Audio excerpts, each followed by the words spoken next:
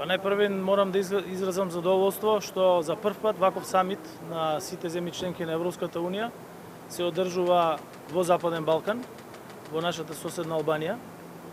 И тоа само ја потврдува посветеноста на Европската унија кон проширувањето.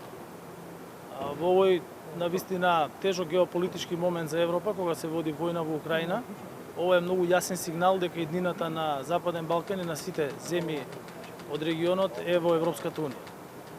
Се разговараше многу отворено и тоа се разговараше за оние теми кои што се најважни. Најпрвин за енергетската криза, исправувањето.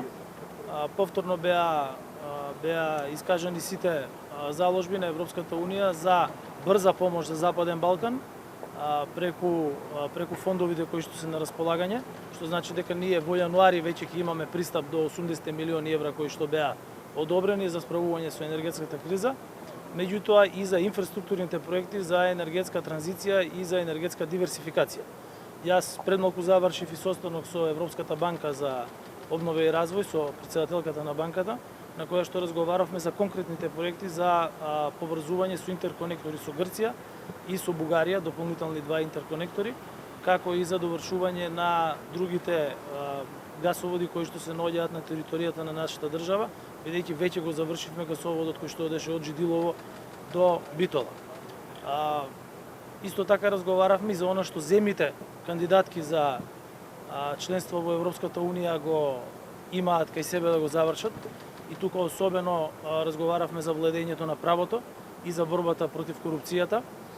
Вие знаете дека на агендата на нашата влада многу високо е владењето на правото и борбата против корупцијата. И дури и овие денови, тоа е главна тема која што ги преокупира нашите медиуми, меѓутоа и нашите политички институции.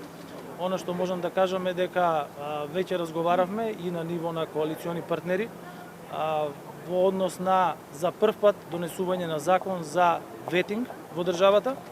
Јас за тоа разговарав и тука со највисоките представници на Европската унија и многу скоро ќе се најде законско решение пред пратениците во собранието за спроведување на постапка за оценување на постојните и на идните носители на функции во однос на нивниот интегритет, во насока да се намали можноста за било каква нефункционалност на оние кои што ќе бидат поставени на позиции, а тука пред се мислам на намалување на корупцијата, намалување на криминалот и подобрување на управувањето со институциите.